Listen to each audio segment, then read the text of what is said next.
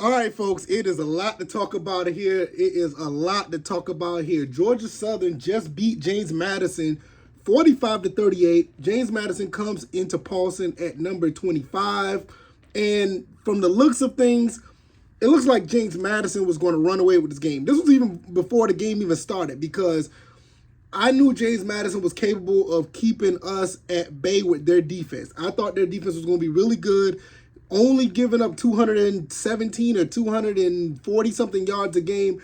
I thought it was going to be a problem for us. I didn't think it was going to be able to run the ball. We didn't run the ball too well, but I just thought for certain that they were going to shut us down. But the reason why we got this quarterback, Cal Van-Treese, I'm about to tell you right now. We have been talking down on him. Cal Van-Treese, 38 for 64, 578 yards, 4 touchdowns, 1 interception. I mean, he put on a show. We could talk about all the bad passes that he had. I know he had some that made me want to pull the rest of my hair out. I was getting really mad at some of those throws, but the throws that mattered, the clutch play to Burgess in the end zone, some of these other plays that he had, phenomenal game for Cal Van-Treese. The one interception was kind of wonky. I did not like it. I mean, it looked like he was looking right at the defensive back. I can't remember it. But the way he threw the ball most of the time, it was not bad. He did pretty good. Jalen White only had 20 yards rushing. He did have the clutch 2-point conversion, which was amazing. Glad that he had that because that gave us a little bit of, cushion that, they still had to tie the game regardless. The receivers. Amari Jones, 7 for 164, 23.4 yard average, 2 touchdowns. And one of those touchdowns made it to ESPN highlights. You can go to ESPN.com and find it. He just snatched the ball out of the defensive guy's hand and ran it in for the touchdown. Phenomenal play. Caleb Hood had a couple of clutch catches. The 4th down catch was clutch. Jeremy Singleton did pretty good as well with 7 catches for 108. I forgot to mention Caleb Hood, 8 for 131. Derwin Burgess had the touchdown that that was another great catch. I would not be surprised if it makes it on the top 10 once again. Derwin Burgess, 7 for 84. 1 touchdown, 12 yards a catch. Jalen White had 6. See, this is the thing about Jalen White. One thing people don't talk about much about Jalen White can catch out the backfield. He really can, and he does really well, and that's how he got his touchdown. With the fact that James Madison was so good at stopping the run, we found a way to get the ball to Jalen White. 6 catches for 64 yards, and when he's in space, first of all, you don't want to tackle the guy when he's running between the tackles. So when he's in space, he's going to be a problem and a nightmare for a lot of defensive backs, and you saw that. And he has the speed to get away from everybody. That's what happened on that touchdown play. Marcus Sanders, the true freshman, 3 for 27. Not too bad for a true freshman. I think that was the time when Jeremy Singleton went out for a little bit. He was shaking up a little bit. Now, let's speak of true freshman. I don't like to bag on anybody, and it is not really his fault. But Mark Stampley, on that last touchdown play by James Madison, they picked on him. And I will say this right now. Mark Stampley, if you're listening, somebody get this to him. Because I know we follow each other on Twitter, and his family follows me on Twitter. Don't get beat down by that. Don't beat yourself up by that. You're going through growing pains as a freshman, and I'm not gonna lie to you. At first, in the passion and the heat of the game, I was a little upset, but I understood. Yo, this is only your 6th game playing, and let's be honest, I don't think you played all 6 games. I can't remember, but this is your 6th game playing. You're doing phenomenal. You had an interception last game against Georgia State. Don't let this get you down. Let this get you better. It's growing pains. You are going to get better. You've already shown how well you can do, not only in the secondary, but in the special teams. I know they picked on you, and I felt bad for you after the fact, and even after my emotions went down because I wanted to win this game.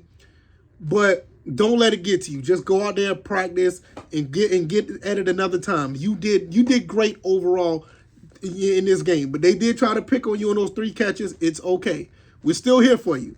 So don't beat yourself up. It's all good.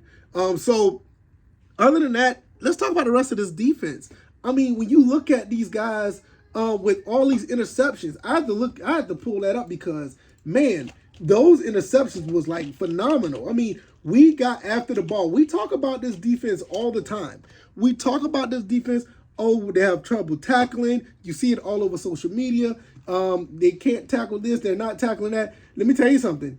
These guys did pretty good this time. They did really good. There were some plays when they didn't tackle well, but look, they got after the quarterback. They had a couple of sacks. We did some stunts. We did some blitzes. We did some corner blitzes. We did good on that. We stopped them at times. We did a pretty good job. So I want to look at, let's see, the interceptions. Tyler Broad had an interception. Dylan Springer had an interception. I can't remember who had the interception at the end of the game to close the game out. I was too hype. I can't remember. But we had, 3 interceptions in this game? I mean, you really can't ask for more than that. I mean, I love what we saw here. I really love what we saw here. This was a phenomenal game by the defense. We got the takeaways. Bullard with the stop when Santero tried to run. Bullard was like, no, you're not going nowhere. And when a guy like Bullard grabs you, you're usually going to go down. You're not breaking any tackles from Bullard. The kid's like over 300 plus. You're not breaking that tackle.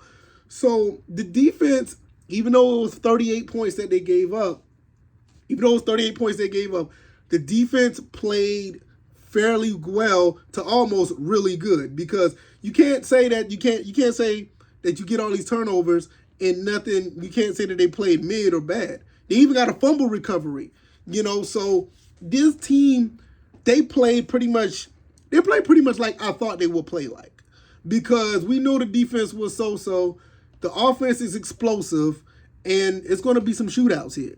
And it just showed how the way it was with the shootout. We end up down 14-0 early, but we end up coming back to make something of it. And kudos to the coaching staff, kudos to everybody that is on that staff. I mean, you guys got these guys in line for them not to quit. And that's what it was all about. They could have easily laid down when it was 14-0. They could have easily laid down when they gave up the lead at the end of the game. But Kyle Vantrease, once again, just like how he did in the Nebraska game, he went down there and he made a game-winning drive. Not only that, he almost scored the 2-point conversion, which was a fumble, but it was a flag. And it was kind of interesting to see them go under center and give the ball to Jalen White. I'm not going to lie to you. I would like to see more of that, to be honest. I mean, because those guys up front can move some people, and with a guy as explosive as Jalen White, I don't mind him running, the football under center. I don't know how long that's, how many times they'll try that, but I'm not knocking it. I would love to see that. Nevertheless, let me know what you guys think. I mean, Kyle Vantrease, 578 yards, 4 touchdowns, 1 interception. This team comes back down from a 2-score deficit to make this a game and end up winning this game 45-38. I can say this, and I'll probably talk about this on the podcast. This pretty much could have been a season saver for Georgia Southern. I mean, you go down 3-4, 0-3 in the conference. You got the life taken out of you from James Madison, who was on a high, cloud 9 high, because they were ranked 25th. They feel like they can run through the Sun Belt. I think we humbled them a little bit, and we boosted ourselves up back to where we were prior to the Georgia State game. Well, I'll say prior to the Coastal game, because you look at both of those games, we could have won those games as well. In, just a couple plays out of the way, could have been what it is. So I'm going to get out of here. I'm going to talk more about this on the podcast on Monday. Hopefully you guys will come through. Look, man, Georgia Southern, man, what can you say? I'm just happy, man. This was awesome. This was great. Season saver, in my opinion. All right, y'all. I'm going to get out of here. Y'all take it easy. Y'all be blessed. Peace.